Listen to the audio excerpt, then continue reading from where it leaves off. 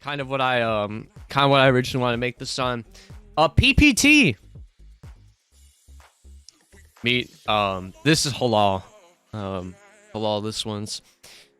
But yeah, PPT. Experiencing another comeback period. Always happens during the springtime. Puyo Tetris 2. Has been consistently for the past while, peaking every day at over 500 users. And you'll notice a specific day where this number started hitting the 500 mark. April 9th in America. April 10th in Japan. And there's a reason for this, which we translate this roughly says at like, I can't convert time in my head, at like fucking 9 p.m. Hololive Puyo Tetris Tournament. And this shit was live. So, Pecora streamed this. Just as like a disclaimer here, I don't watch VTubers, so this is all like kind of very interesting to me. I don't really watch them. The only VTubers I watch are like the ones from our community. But this is not the only VTuber tournament. The English VTubers are doing it too. So they had this on April 7th, just a few days before. Some shit's going down. I paused this video, but didn't actually pause. But yeah. So not only the Hololive did it, Niji Sanji. I don't know how to say that. This is literally my first time ever saying this agency's name out loud. Also, running a PPT2 tournament.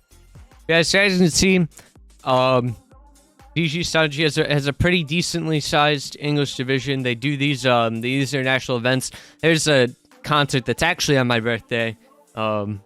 Big shout outs. Watch it if you like VTubers singing, I fucking guess. But yeah. Within the past 2 years, if you've just been paying attention to the internet, VTubers have been taking the world by storm. Basically, since COVID started, a lot of people started watching them. This, in my opinion, was just like, this is a great way to, give this game a boost. Now, a lot of people, like, internally in the community have been talking about, like, why not Tetrio or Effect Connected? And so here's one thing that Tetrio and Tetris Effect Connected do not have. All right, here's what PPT has that none of this shit, nothing else has in this right now.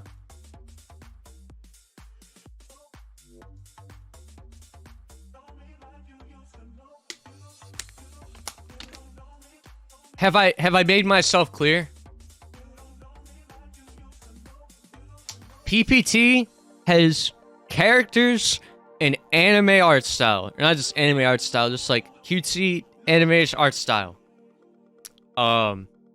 Which would appeal to the audience of VTubers. And listen, before anyone comments or says in the chat some shit about character system, buddy, that's not a finished product, alright? You can't use them. You just can't use them. And TEC has, like, a floating, like, butterfly that's made of particles. So, there you go. Like, that just seemed pretty obvious to me why PPT was the game that was picked. And as you can see in this, Niji Puyo Tetris tournament, it has 425,000 views, okay? And these tournaments are insanely, effective. Because, let me show you something else here. So as you saw, that last tournament had, 400,000 views. And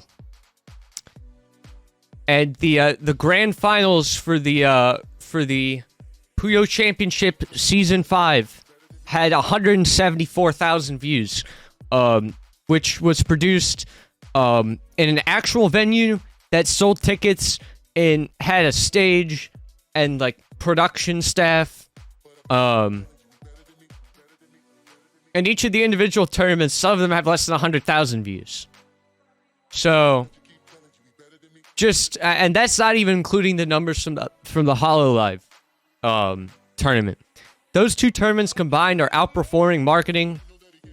Puyo, not only just in Japan, but also around the world, has probably outperformed the entirety of Puyo, of the Season 5 of the Puyo Championship, and half of Season 4, at least.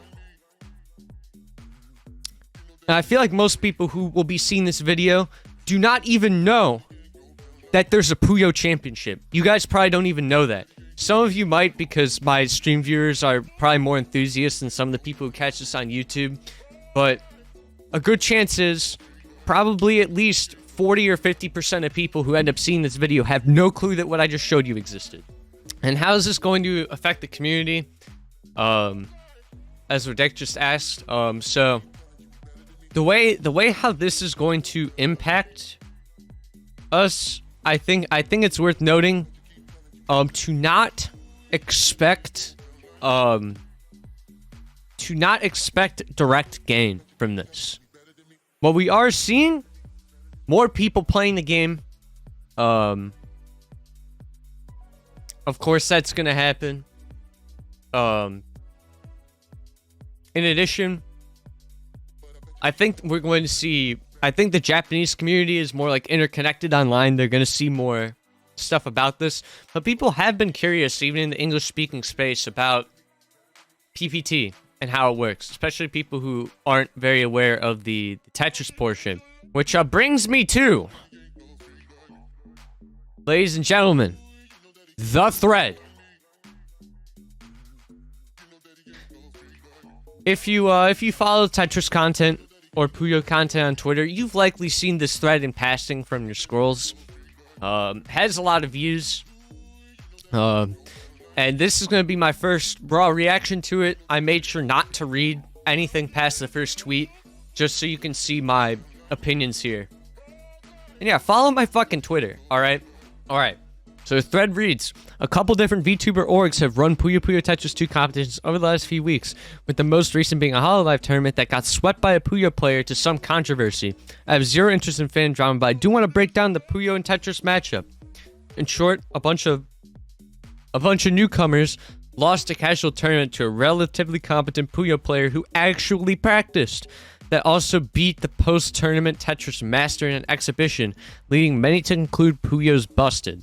Serious PPT players will scoff at that idea that the game's been weighed in favor of Puyo. High-level mixed Puyo versus Tetris events have been and continue to be dominated by Tetris, and the old review quote about Tetris players being a slight disadvantage has been memed to hell. That said, the observations that many people have made aren't wrong. Puyo can send relatively big chunks of garbage in relatively small chains. The amount of garbage generated does increase in Puyo's favor as games drag on. So, does this mean lower-level players are screwed versus Puyo? Nah. First off, even after all these years of PPT being a thing, the average Puyo literacy is still not super high, and I feel like the percentage of players who can even consistently 5-chain or more under pressure is fairly low, and that's true outside of JP hours. Conversely, the average degree of Tetris literacy is shot way up over the past 5 to 6 years thanks to a steady stream of quality, high-profile Tetris games, the PT1 arguably being the first one, a big increase in spectator-friendly events and structural content in the wake of CTWC, etc. In short, Tetris players are better than ever, and the path to improving, even at a casual level, is shorter and clearer than ever. So any hump one might conceivably hit versus Puyo players probably won't last as long or be as tough to overcome as you may think. On top of that, Tetris' tactics are virtually unchanged versus Tetris or Puyo, whereas Puyo players need to learn a whole second game plan to hang versus Tetris, so if you run to a competent Puyo player, if they run the typical Puyo playbook, it won't always work. Put simply, Puyo garbage, which falls for above blocking change bang your field, is both way more of a nuisance than Tetris garbage, even in small amounts, and something that a Tetris player can send far more frequently than ever would occur in a traditional versus Puyo game. I skipped that intentionally, because it's just mentioning something that's not relevant to what I want to talk about. Tetris garbage not only minimally affects the stack, but can also be converted into attacks, so non-decisive garbage isn't a big deal and can be even more advantageous. Puyo is reliant on a certain amount of setup, but Tetris is all DPS and hit rapidly right away, denying that setup. So what GSK just explained here is called stun locking. Basically, as a Tetris player, you be mean by playing faster, and you prevent a Puyo player from doing shit. There you go. Puyo players can learn specific strategies to mitigate the unnatural frequency of garbage generated by Tetris players, but those specific strats aren't going to come naturally to traditional Puyo players. It's almost akin to fighting the CPU in a fighting game. So as long as the Tetris player can maintain a certain degree of speed and offense, they'll have the advantage. That's true at all skill levels, so long as you're consistently attacking and you don't even have to be that quick to stuff out a Puyo player of equivalent skill. Hololive Exhibition demonstrated a common Tetris hurdle. The Tetris player would slow down when they went on defense, which dragged the game out to the point where margin time kicked in and allowed Puyo to hit harder and get the kill. Consistent offense is key. Yes, I recognize that becoming a faster, more consistent player is easier said than done, but again, I contend that Tetris players can make bigger gains at a quicker pace than Puyo players, whether or not they take advantage of the vastly wider array of resources out there. And I think that's all I need to read to kind of get the point underway. The basic fact of the matter is, if you put any form of somewhat experienced player up against complete newbies in a tournament bracket, they're going to make anything look busted, okay? Because in puzzle games like traditional improvement graph and FPSs, you kind of start at a basic understanding of how movement and shooting works, and then you go linearly up. And then when you start playing a puzzle game, you're directly at the bottom. And when you're first improving, your improvement graph is like, here, where could I align my fingers properly? It's like in a couple of weeks of practice, you're going to look so much better and more experienced, even if you didn't learn a lot, than when you start playing, right? So the problem is that, you know, if you're trying to show off and market a game or market content in such a way where you're running a tournament like that, you need to make sure that shit's relatively balanced. You just need to make sure it's happening. In show matches, shit needs to be balanced. That's why we don't let any average Joe fight OSW or Jaden in a Puyo Tet World Fight Night, because it's not good content. It's admittedly not good fucking content. Mixed versus is always going to be a rough road for trying to show off and promote the game. Simply because the mixed versus skill curve is like a fucking, at least from what I observe, it's like a... Like, that shit's whack, okay? Depending on, like, your game settings, how much you know about Puyo as a Tetris player, how much you know about Tetris as a Puyo player, how much you know about your own game, so much shit can change how well you play mixed versus, okay? Versus Tetris only, Puyo only, even swap. I would argue that at some certain lower level, you're more likely to beat a better Puyo player in swap than in mixed versus. Like, there you go. But also, swap doesn't have spectators, so what the fuck can you do? God damn it. The main point I wanted to drive home and talk about this and bringing awareness to this is, even if you don't traditionally, watch VTubers or watch VTubers play Tetris, I think that interacting with and supporting these events, just like posting clips on Twitter, tweeting under the hashtags, as a community, we're gonna have a chance to benefit from all this pull that these agencies are bringing in. If a ton of people are watching this and they're scrolling through Twitter and they come across a tweet from you, they see more Tetris content. For example, like let's say we tweet relevant clips on Puzzle Kingdom or on my personal socials or whatever at the time, we have a relatively good chance at pulling some people, and especially with how many people are watching these things. I know a lot of people, just from scrolling through tweets that have been made about it, are more interested in seeing more of this game. It's our job to make sure that we are being accessible and that there are places for people to go to be able to experience PPT. Experience Tetris, experience Puyo. Puzzle Kingdom, Puyo Tet World, PPT Journeys, EPPC even as well. Just places that are accessible. They want to help new people. They want to educate people about the game. All the community members, all the owners. Just really passionate about it. Even extending to also orgs like Stacking Arena when they run PPT.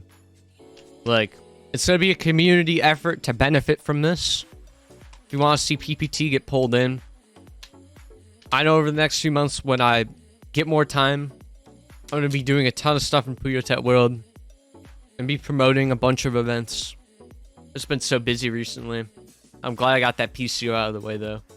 The main point that I wanted to bring up with this Hololive thing is it's going to be our job as a community to make materials that will reach out, like GSK, or to get people into our community, like hosting stuff in PTW. What could I do? I think PPTJ is in a unique scenario. In a new player influx, PPTJ has a lot to benefit from with the ideas and what it wants to do. Get some resource hubs going, just for like the ultra beginner level. Get people in and get them knowledgeable to the point where they know what questions to ask about their gameplay. But yeah, I think that sums up the points. Overall, if we can get appeal into the community, these VTuber tournaments are going to be great. They're probably quite profitable for the agencies, and if we take advantage of them, you know, mine for players and try and get people in here, we could also take great advantage of this random spike of exposure that we never expected to see, you know?